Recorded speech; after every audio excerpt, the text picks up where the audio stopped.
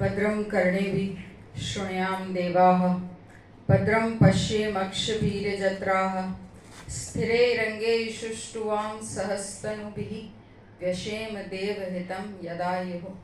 ओम शांति शांति शांति। जय हिंद। जब हम बात कर रहे हैं हिंदवी स्वराज की, आरंभ तो हिंद की जय से होना चाहिए और उसकी गूंज से होना चाहिए। जय हिंद। जय हिंद। अब लग रहा है भोपाल की इस ठंड में थोड़ी गर्माहट आई है। माननीय मंच और यहाँ उपस्थित युवा शक्ति को मेरा प्रणाम।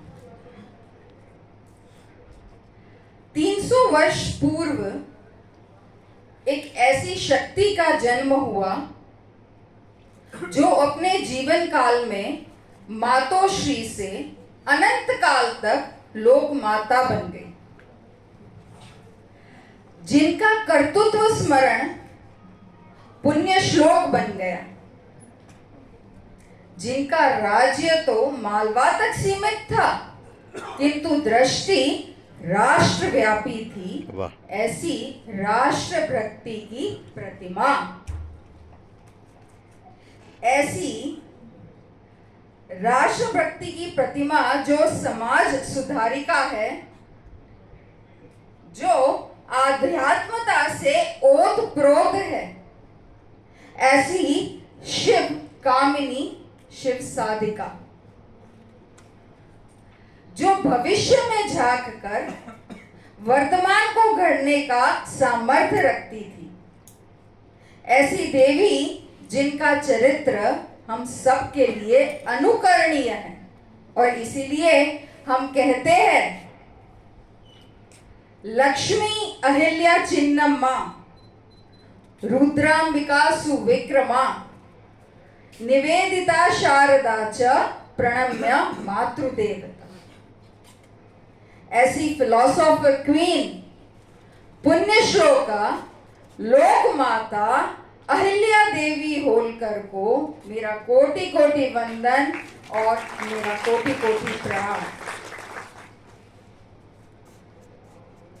जैसा एक शोधकर्ता मैम ने बताया और हम सब भली भांति इस चीज से परिचित है, लोक माता के जीवन को, उनके कार्य को, उनके चरित्र को कुछ घंटों में, कुछ मिनटों में उनके बारे में चिंतन करना, उनके बारे में सुनना बहुत कठिन है। बट एक आर्मी ऑफिसर है तो टाइम उससे भी ज़्यादा इम्पोर्टेंट है।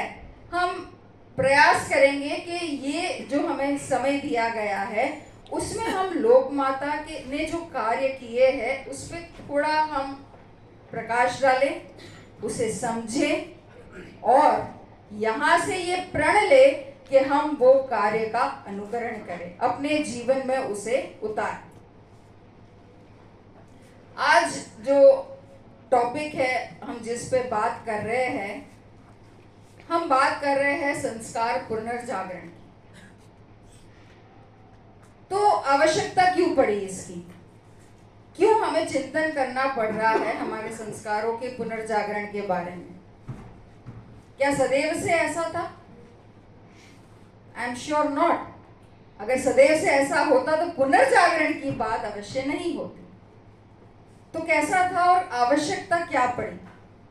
हमने कल भी जब छत्रपति शिवाजी महाराज के काफ़ी जो सेशंस हुए उनमें हमने बहुत डिटेल में सुना कैसे इस्लामिक आतंकवाद जो थे, वो जो मुगल आतंकवादी थे, वो उन्होंने भारत में आके क्या क्या किया। कभी हम हिस्ट्री में जाके, इतिहास में जाके तो ये देखते हैं कि आई एम श्योर उनका उद्देश्य भारत का धन लूटना तो नहीं था, क्योंकि अगर वो उद्देश्य होता तो वो भारत के मंदिरों को और उसमें स्थापित हमारे देवताओं देवियों की मूर्तियों का खंडन नहीं करते, उनको छिन्न भिन्न नहीं करते। तो क्या उद्देश्य रहा उनका? उनका उद्देश्य यही था कि कैसे वो भारत के जनमानस में आत्मग्लानि अनुभव कराए और उस आत्मग्लानि के बोध से वो गुलामी की मानसिकता को और ज्यादा बढ़ावा दे। और इस वजह से आवश्यकता पड़ी, जैसे कल भी हम सुन रहे थे, आत्मविश्वास और स्वबोध। आत्मग्लानि से आत्मविश्वास और स्वबोध की आवश्यकता पड़ी और हमारे लिए ये आवश्यकता पड़ी, उस समय ये आवश्यकता पड़ी कि कैसे भारत की संस्कृति का पुनर्जागरण हो, कैसे धर्म की रक्षा हो। और इस वजह से छत्रपति शिवाजी महाराज ने कल्पना रखी हिंदवी स्वराज। न केवल कल्पना रखी, अपितु ये सुनिश्चित किया कि हर एक भारतीय के मन मस्तिष्क में वो ज्वाला सुलगती रहे और अपने राष्ट्र के लिए वो कार्य करे ताकि हिंदवी स्वराज की स्थापना। जब भी हम गीता में पढ़ते हैं, धर्म संस्थापनार्थाय संभवामि युगे युगे, श्री कृष्ण ये कहते हैं कि जब भी आवश्यकता पड़ेगी धर्म की स्थापना की, रक्षा की, पुनर्जागरण की, तब मैं हर युग में जन्म लूंगा। फिर चाहे हम जब श्री कृष्ण स्वयं की बात करें, आदि शंकराचार्य की बात करें कि जब उन्होंने मठों की स्थापना की, वो 4 हमारे सुरक्षा कवच थे, हमारी धर्म की रक्षा के लिए। फिर बात आती है छत्रपति शिवाजी महाराज की, हिंदवी स्वराज की, और उसी को जब आगे बढ़ रहे थे और तब फिर वापस मुगल का जो शासन था उनका जब धीरे धीरे अंत आ रहा था, फिर ब्रिटिशर्स का जब आक्रमण हुआ, तब आवश्यकता पड़ी ऐसी शक्ति के जन्म की कि जिनको वही धर्म की रक्षा करने के लिए इस भूमि पे अवतरित होना पड़ा, लोक माता पुण्य श्लोका अहिल्या देवी होलकर। और हम सदैव सदैव से भारत की संस्कृति ने, जब हम बात करते हैं, आज सुबह हम होटल में थे, थोड़ा डाइवर्ट हो रही हूँ टॉपिक से, बट एकदम से शक्ति की जब बात हुई तो याद आया। तो किसी से मिले और वो गुजराती में बात कर रहे थे, तो कान खड़े हो जाते हैं स्वतः, गुजराती आप बोलते हैं, आपकी भाषा है। तो हम उनके पास गए, अच्छा गुजरात से है, कहाँ से है, और सब बात हुई। और क्या नाम है आपका? तो उन्होंने अपना नाम बताया और कहा कि मैं एक हाउसवाइफ हूँ। जैसे ही ये शब्द आया तो रहा नहीं गया मुझसे, और तब मैंने उनसे एक ही बात कही, हाउसवाइफ का अर्थ क्या है? हाउस अर्थात मकान, राइट, मकान, वाइफ माने पत्नी। तो मकान पत्नी, I don't think so it sounds good to the ears for sure. तो उन्होंने कहा तो हाउसवाइफ नहीं, I am sorry, home maker, मतलब जो घर को बनाती है। मतलब मुझे ये भी थोड़ा ठीक नहीं लग रहा है। तो बोले क्या मैंने कुछ गलती की क्या? मैंने गलती कुछ नहीं की, बस हमारे संस्कारों का पुनर्जागरण जो करना है तो उसकी थोड़ी बात की। तो मैंने उनको पूछा कि हमारी भारतीय संस्कृति में कभी मकान का महत्व रहा है क्या? हम तो सदैव क्या कहते हैं? घर। Absolutely right. गुजराती में कहते हैं दुनिया नो खूणो घर, मतलब पूरी दुनिया घूम लो, जो मन में शांति होती है वो घर आके होती है। तो हमारे संस्कृति में सदैव घर की कल्पना रही है, और हमारी संस्कृति ने जो शक्ति पूरे घर को संभालती है, उसकी हर एक चीज का ध्यान रखती है, उस स्त्री शक्ति को जो उन्होंने उपासना, उनको जो उपाधि दी है वो है गृहिणी। अब उसका अर्थ क्या है? जिसका पूरा घर ऋणी है वो है गृहिणी। तो जब हम बात करते हैं हमारी संस्कृति की, जो हमारी स्त्री शक्ति को गृहिणी की उपाधि देता है, क्या ये हम गलत नहीं कर रहे हैं कि हम उसको हाउसवाइफ और होम मेकर कहते हैं? ये है स्व का बोध, ये है संस्कृति का पुनर्जागरण। इतनी सुंदर संस्कृति है हमारी, इतने अच्छे संस्कार हैं हमारे पूर्वजों ने जो हमें दिए हैं, तो आज यही बात हुई और उनके आंखों में आंसू आ गए कि कहीं ना कहीं हम ही अपने आप को कम आंकते हैं। और वही आवश्यकता पड़ी लोक माता, जब वो अपने जीवन में, उनको जब मालवा की सूबेदारी सौंपी गई, जैसे मैंने आरंभ में कहा कि उनकी दृष्टि राष्ट्रव्यापी थी, और इस वजह से आज हम सब भलीभांति जानते हैं कि सभी ज्योतिर्लिंग, हमारे सभी मंदिरों का जो पुनरुत्थान किया गया, क्योंकि आवश्यकता थी हमारे अंदर का वो आत्मविश्वास, हमारे अंदर का वो स्वबोध पुनर्जागरण करने के लिए, क्योंकि हमें अपनी शक्ति कहाँ से मिलती है? हमारे संस्कारों से मिलती है। और तभी चाहे वो इस्लामिक आतंकवादी यहाँ पे आए हो, या फिर मुगल आक्रांता इधर आए हो, या ब्रिटिश हो, या पोर्चुगीज, या कोई भी, सभी ने एक ही चीज पे आक्रमण करने का प्रयास किया। मैं बहुत सोच समझ के ये शब्द का प्रयोग कर रही हूँ कि प्रयास किया। किस चीज का? हमारी संस्कृति पे आक्रमण करने का प्रयास किया, किंतु उसकी जड़ें इतनी मजबूत है, इतनी गहरी है, ये सनातन है जिसका कोई अंत ना आरंभ है, और इस वजह से वो उसको तोड़ नहीं पाए। आई एम श्योर उसको कहीं ना कहीं थोड़ा बहुत, वो हवा का झोंका आता है ना, तो जो बड़ा सा पेड़ होता है वो थोड़ा बहुत तो अवश्य हिल जाता है, किंतु क्योंकि उसकी जड़ें मजबूत है, उसको कोई अपरूट नहीं कर पाता, उसको कोई अपने मूल से दूर नहीं कर पाता। और इस वजह से बीच बीच में, जैसे मैंने कहा कि हम श्री कृष्ण की बात है, हम आदि शंकराचार्य की बात है, और ऐसे कई पुण्यशाली आत्मा जिनका इस धरती पे इस वजह से जन्म हुआ कि हमारे धर्म की रक्षा, हमारे संस्कारों का संरक्षण और पुनरुत्थान बार बार बीच बीच में, जैसे हम सब जब भी कभी प्लांटिंग करते हैं तो थोड़े बहुत रूट्स क्लीन करने, थोड़े बहुत उनको मैन्योर देना, ये सब आवश्यक होता है। प्रकृति है, उसको भी इस सब की आवश्यकता होती है, और इस वजह से ये हमारा कर्तव्य बनता है। और वही कर्तव्य, क्योंकि हम लोक माता को अपने कर्तृत्व के कारण हमेशा याद रखते, क्योंकि उन्होंने करणीय कार्य किए ग्राउंड पे।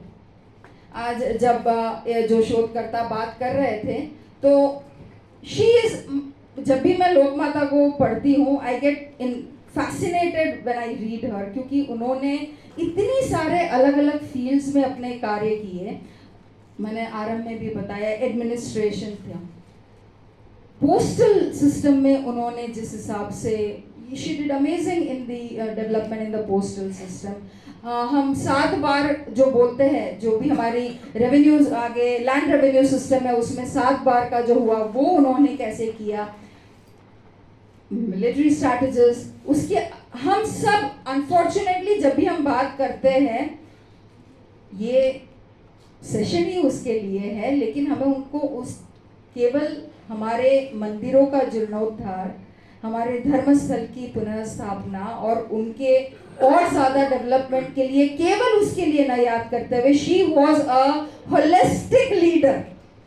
वो एक ऐसी लीडर थी जिन्होंने पूरा हर एक, ऐसा कोई फील्ड नहीं छोड़ा जहां पे उन्होंने अपना कार्य ग्राउंड में इस हिसाब से नहीं किया कि आज ऑलमोस्ट 250 वर्ष हो गए उनके कार्य को, लेकिन आज हम उस न केवल चीज का डिस्कशन कर रहे हैं, अभी तो उसमें से कुछ ना कुछ सीखने की प्रयास कर रहे हैं और उसको ग्राउंड पे उतारने का हम प्रयास कर रहे हैं।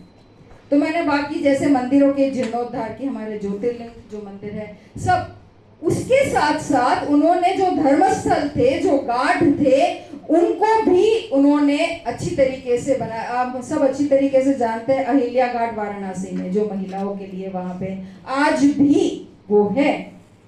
उन्होंने इस चीज का भी ध्यान रखा कि जो मेरे पथिक है, जो मेरे धर्मस्थल में दर्शन करने के लिए जा रहे हैं, वो सब जब भी कभी जाए, या नॉर्मल भी जो ट्रैवलर्स हैं, उनको एक जो बेयर मिनिमम चीज की आवश्यकता है वो क्या है? पानी की।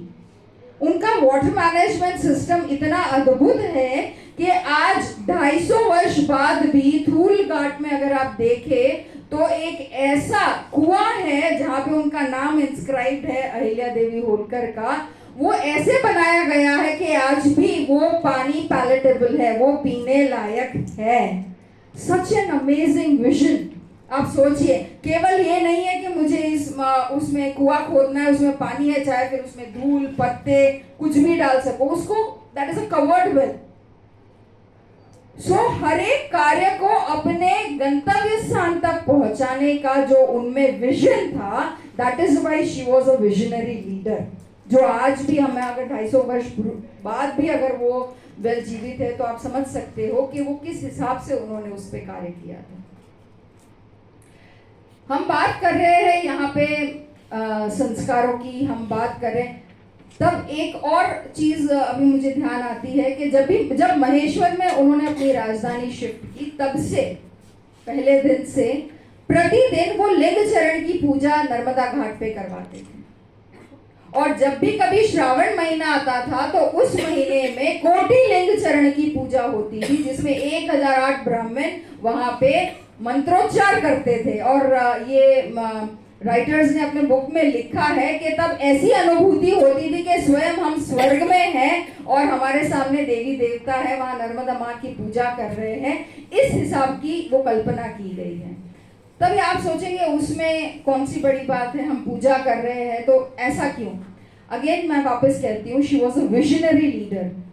तो एक तीर से multiple AIIMS kind of a thing. मैंने कैसा, यहाँ पे हमारे संस्कारों का पुनर्जागरण तो अवश्य हो रहा है, साथ में उन्होंने इस चीज का भी ध्यान रखा कि किस हिसाब से वो इकोनॉमिक ग्रोथ भी कर सके और कहां से कैसे हर एक को वहां पे आजीविका का स्रोत भी मिले। तो 1008 जब ब्राह्मण वहां पे पूजा करने आ रहे, उनकी एक आजीविका है। वहां पे कोटि मतलब 1 करोड़ शिवलिंग मिट्टी के बनाए जाते थे, तो गोताखोरों को बुलाया जाता था अंदर नदी में से मिट्टी निकालने के लिए, उनका वहां पे अर्थोपार्जन होता था। वहां पे जो भी पूजा सामग्री दे रहे हैं, जिनकी दुकानें लग रही है, हर एक चीज, इट वाज अगेन एक होलिस्टिक अप्रोच है। संपूर्णतः से किसी चीज को देखना, वो उनकी एक विशिष्टता थी। That was so amazing. तो केवल that is why I always say कि जब भी आप उनको पढ़े, मेरे पतिदेव हमेशा कहते हैं कि जो भी सिविल सर्विसेज की तैयारी करते हैं, उनको हमेशा अपने हाथ में प्रिज्म माइक्रोस्कोप और रखना चाहिए कि हर एक चीज को कैसे अलग अलग एंगल से देखा जाए, तभी उस चीज की पूर्ति अच्छी तरीके से हम कर पाते हैं। तो ये अब दो चीज मुझे इसमें ध्यान आती है, क्योंकि हम बात कर रहे हैं छत्रपति शिवाजी महाराज की, हिंदवी स्वराज की, और हम बात कर रहे हैं लोक माता की, जो कि अपने करणीय कार्य के लिए हमेशा याद रखी जाती है। ऊपर से आपने एक आर्मी ऑफिसर को इनवाइट किया है, तो मैं ये एक चीज समझती हूँ कि हमारे यहाँ पे आज कल और आज में इतना सारा हमें इंफॉर्मेशन मिला है जो हमारे इतिहास के स्वर्ण अक्षरों में उसको लिखा गया है। किंतु जैसे आज बात हो रही थी सुबह कि हमें केवल इसको सुनना नहीं है, अभी तो इसको आगे अपने जीवन में स्व का राज्य करने के लिए इसको अपने जीवन में न केवल उतारना है, अभी तो ये भी ध्यान रखना है कि कैसे हम दूसरों के लिए प्रेरणा बन सके जब हम ये कार्य कर रहे हो। तो कुछ करणीय कार्य हम यहाँ से लेके जाते हैं। तो I always feel I am a person of action, and जब भी आप आर्मी की बात सुनते हैं, you always feel that they are in action. तो कुछ ऐसे कार्य जो आप स्वयं कर सके हमारे संस्कृति के पुनर्जागरण के लिए, तो उसकी थोड़ी चर्चा कर लेते हैं। जैसे मैंने बताया संस्कृति का पुनर्जागरण, तो संस्कृति आप किस किस चीज में देखते हैं। अभी मैं आ रही थी यहाँ पे तो पीछे से मैंने सुना, और अच्छा ये है आर्मी ऑफिसर, ने तो साड़ी पहनी हुई है। So I just overheard it and मुझे बहुत अच्छा लगा जब मैंने पीछे देखा नहीं, बट जिस किसी ने भी बोला वो सॉरी तो जिस किसी ने भी बोला वो, बट मैं हमेशा ये गर्व अनुभव करती हूँ। हम बात करते हैं कि क्यों बिंदी लगाना, तो केवल क्या महिलाएं बिंदी लगाती है? बिल्कुल नहीं। हम कभी भी टीका बोलते हैं तो हम जब भगवान का कुमकुम का टीका, भस्म का टीका, चंदन का टीका लगाते हैं, तो हम क्या करते हैं? हम सबको पता तो है कि इसके पीछे साइंस है, पिट्यूटरी ग्लैंड ब्रांड है, ये सब चीज पता है, बट क्या हम उसको अपने जीवन में उतारते हैं? एवरीथिंग इज साइंटिफिक, यहाँ पे हम प्रेशर डालते हैं। Everything is scientific. आज हम चूड़ी पहनते हैं तो क्या केवल महिलाएं पहनती थी क्या? नहीं। पायल केवल महिलाएं पहनती थी क्या? इसके पीछे जो नस को दबाना आवश्यक है।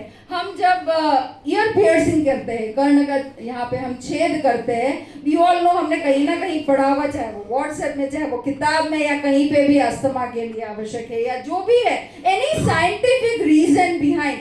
The beauty of our sanskriti is कि कुछ भी कहने के लिए केवल नहीं है, थोड़ा आप उसमें डीप में जाएंगे तो आज की जनरेशन को, मैं स्पेसिफिक क्योंकि यहाँ युवा शक्ति बैठी है, और मुझे आज की जो जनरेशन है, आज के जो युवा है ना, उनमें एक बात बहुत अच्छी लगती है। वो ये है कि अगर आप उनको सही रीजन देते हो, आप उनको प्रैक्टिकलिटी दिखाते हो, तो वो उसको सहज स्वीकार करते हैं। That is the beauty of today's youth. हम केवल ये कहते हैं कि भाई तुम्हें ये करना है, तो उनमें शायद वो एक संघर्ष की भावना आती है। भाई आपने बोला इसलिए मुझे कर देना, ऐसा थोड़ी होता है, होना भी नहीं चाहिए, क्योंकि भारतीय संस्कृति सदैव किसकी रही है? हम गीता की बात करते हैं तो अगेन मैं बार बार अपने पतिदेव को इसलिए कोट करती हूँ कि मुझे बहुत कुछ उनको जानने को मिलता है। वो हमेशा ये पूछते हैं कि भगवत गीता क्या है, कोई बता सकता है क्या? भगवत गीता क्या है? कर्म करो। गलत प्रश्न है। हमेशा ये एक चीज अगर मैं आपको बोलूं और आप इससे एग्री करेंगे कि भगवत गीता जो है वो प्रश्नोत्तरी है। अगर स्वयं अर्जुन ने श्री कृष्ण को पूछा ना होता, उनके मन के प्रश्न ना पूछे होते, उनको रीक्वेश्चन न किया होता, तो हमें भगवत गीता नहीं मिलती। तो जो मैंने अभी कहा कि भाई युद्ध जो है आज का, वो प्रश्न करता है, तो हमें उसका जवाब देना चाहिए, क्योंकि जब उनको वो जवाब मिलेगा, वो संतुष्टि होगी, तभी उस चीज को वो समझेंगे, अपने जीवन में उसको उतारेंगे। तो संस्कृति की बात हो रही है बिंदी तिलक लगाने की, चूड़ी पहनने की, और मैं हमेशा इस चीज का गर्व अनुभव करती हूँ कि जिस मैं शिद्दत से, जिस प्राइड से, गर्व से मैं अपने मेडल्स पहनती हूँ, उतने ही गर्व से मैं ये चूड़ी भी पहनती हूँ, क्योंकि ये वही चूड़ी के हाथ है जो आज इतने गर्व से चूड़ी पहनते हैं, उन्होंने उतनी ही शिद्दत से रॉकेट लॉन्चर और AK-47 भी चलाई है। और ये जो शक्ति है, ये मुझे मेरी संस्कृति देती है। ये जो शक्ति है, ये मुझे मेरी अंडरस्टैंड, हर एक चीज को जब आप उसको समझेंगे, उसमें जब आप अपने अंदर जीवन में उतारेंगे, तभी आपको उसमें कॉन्फिडेंस आएगा। हमें सबसे पहले अपनी संस्कृति पे मान होना चाहिए, वो बहुत और वो कब होगा? जब स्व का बोध होगा। बहुत इंपॉर्टेंट है वो चीज। आगे और बात आती है करणीय कार्य की। तो ये तो है कि आप भी अब अपनी संस्कृति को समझें और अपने जीवन में अवश्य उतारें। यहाँ पे जब स्व का जब राज्य है, तो ये हमारा दायित्व बनता है कि एज नागरिक हम कैसे अपने राज्य के लिए, हम अपने कैसे अपने राष्ट्र के लिए क्या योगदान दें। तो जब भी हम कभी आर्मी की बात करते हैं, तो सदैव एक ही चीज आती है कि हमारे राष्ट्र की रक्षा करने के लिए आर्म फोर्सेस है। हम बहुत बार सुनते हैं और हमें बहुत गर्व की अनुभूति होती है जब इस राष्ट्र के नागरिक कहते हैं, क्योंकि आप वहां पे हमारे सीमाओं की रक्षा कर रहे हैं, तो हम यहाँ पे निश्चिंत होकर रह पा रहे हैं। तो केवल राष्ट्र की जो रक्षा है, वो केवल भारतीय सेना, वायुसेना और नेवी पे आधारित है। हम एज नागरिक, क्या हमारा ये कर्तव्य नहीं बनता कि ये मेरा राष्ट्र है और इस राष्ट्र की रक्षा मेरा भी दायित्व है? तो क्या करणीय कार्य है इसमें? 2 करणीय कार्य हैं। एक तो ये है कि जब आप अपने आप को गर्व से कहते हैं कि मैं भारत का, मैं सिटीजन हूं, मैं भारत का नागरिक हूं, उतनी ही गर्व से ये आपको भी इस चीज का ध्यान रखना है कि मैं कैसे मेरे भारत भूमि के रक्षा में अपना योगदान दे सकूं। मैं हमेशा ये चीज कहती हूं कि हर एक नागरिक इस देश का प्रथम सिपाही है, दो तरीके से। एक, आप सतर्क रहें, सजाग रहें। आपके आजू बाजू में जो कुछ घटित हो रहा है, जो अगर आपको लगता है कि ये मेरे राष्ट्र के विरोध में है, ये मेरे राष्ट्र के लिए उपयुक्त नहीं है, आपके कान और आंख खड़े हो जाने चाहिए। ऐसा नहीं है कि भाई मेरे घर के आगे पानी आएगा तभी मैं अपने घर को बचाऊंगा या बचाऊंगी, नहीं। इस देश का हर एक कोना मेरा घर है और ये मेरा दायित्व बनता है कि मैं उसकी रक्षा करूं। सतर्क रहना हर एक भारतीय नागरिक की जिम्मेदारी है। You should become a responsible citizen of your country. फिर आप ये भी कहेंगे कि मैम आपके पास तो बंदूक है, आपने तो AK-47 भी चलाई है, एमिनेशन था, तो इट इज इजी टू से कि रक्षा करना है। नहीं, बिल्कुल सही बात है। अभी क्योंकि एक आर्मी ऑफिसर अगर आपको कह रही है तो मुझे हमेशा ये फील होता है कि ये मेरे सभी फौजी हैं और कभी भी एक फौजी को बिना हथियार के युद्ध के मैदान में तो भेजा नहीं जा सकता, ये मैं भली भांति जानती हूँ। तो आप प्रश्न करेंगे अवश्य कि मैम हमारे पास तो हथियार है नहीं, तो आपके पास AK-47 क्या न्यूक्लियर बॉम्ब से भी खतरनाक हथियार है, मैं ये कह सकती हूँ। स्वयं ये प्रश्न आएगा कैसे? क्या सबके हाथ में ये है? क्यों मैं इसे हथियार कहती हूँ? क्योंकि इसके अंदर जो गोला बारूद है, आज के सोशल मीडिया के नाम का जो गोला बारूद है, एक सेकंड में यहां से चीजें US या कहां पे भी पूरे दुनिया में पहुंच जाती है। It is so fast. तो आवश्यक क्या है? हथियार AK-47 है, ठीक है। अगर उसका गलत उपयोग होता है तो वो व्यक्ति जो उसका गलत उपयोग कर रहा है वो कौन है? आतंकवादी। और क्या फैला रहा है? आतंकवाद। वही AK-47 है, सही हाथों में है, सही उपयोग हो रहा है, तो वो कौन है? सैनिक। और वो क्या कर रहा है? रक्षा कर रहा है। हथियार तो यही है। अब आपको मैंने सैनिक कहा है, आपको यह दायित्व दिया है कि आप भारत के सिपाही हैं और आपको रक्षा करनी है। आप सैनिक है भारत के, आपको रक्षा करनी है। तो अब ये आपको जानना है कि इस हथियार का आपको क्या करना है, इसका सदुपयोग कैसे करना है। जो एमिनेशन है, आप समझिए, जब एक गोली हथियार से निकलती है वो किसी ना किसी की जान अवश्य लेती है। तो ये हमारा, क्योंकि इस वजह से कभी भी सैनिक के हाथ में हथियार होता है तो वो किसी को मारने के लिए नहीं, अपितु किसी को बचाने के लिए उसका सदुपयोग करता है। तो आप जब सैनिक का आपने ये एक रिस्पॉन्सिबिलिटी ली है तो ये आपकी जिम्मेदारी बनती है, आपका दायित्व बनता है कि कुछ भी, क्योंकि देखिए इट इज डिफिकल्ट। जब हम बात करते हैं, आज हम कहते हैं मोबाइल का कम उपयोग करो, सोशल मीडिया का कम उपयोग करो, अच्छी बात है, आवश्यक है, बहुत ज्यादा स्क्रीन टाइम हो रहा है, किंतु अब परिस्थिति ये आई है कि उसके बगैर तो रहा नहीं जा सकता। तो कैसे उसका सदुपयोग किया जाए वो आवश्यक है। कभी भी कुछ भी आपके सोशल मीडिया में कुछ ऐसी चीजें आती है जो आपके राष्ट्र विरोधी है, जो आपके राष्ट्र के it is not useful for your country, आपको ये आंख बंद करके फॉरवर्ड नहीं करना है। आज हम व्हाट्सएप जो भी आता है आगे कर देते हैं, किसी भी चीज को सोचे समझे बगैर आगे कर देते हैं। अंडरस्टैंड, आज मैं चाहती तो यहाँ पे बहुत सारी इतिहास की जो इंफॉर्मेटिव चीज है वो भी बता सकती थी आपको, किंतु आज अभी जो पहले इतने सारे जो जितने भी स्पीकर्स हैं उन्होंने इससे हमें अवगत करवाया and we are thankful to them. But मुझे ये लगा कुछ ऐसी बेयर मिनिमम चीजें हैं जो हम अपने जीवन में मैक्सिमम यूज करते हैं, क्यों ना उसका सदुपयोग किया जाए, बेटर यूज ऑफ इट किया जाए, और वो भी तब जब हम लोक माता की बात कर रहे हैं।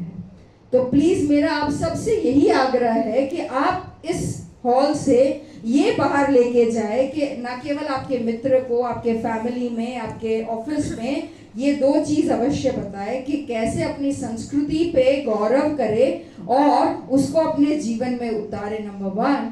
एंड नंबर 2 कि आप भारत देश के सिपाही हैं और कैसे एक जागरूक, सतर्क और रिस्पॉन्सिबल नागरिक बन के अपने राष्ट्र की रक्षा करें। ये दो कर्तव्य अगर हम करेंगे तो I think that is the best thing for us. और आज ये जो संगोष्ठी है 2 दिन की, आई एम श्योर ये ही इसका उद्देश्य है कि हम इसको आगे लेके जाएं। Thank you so much.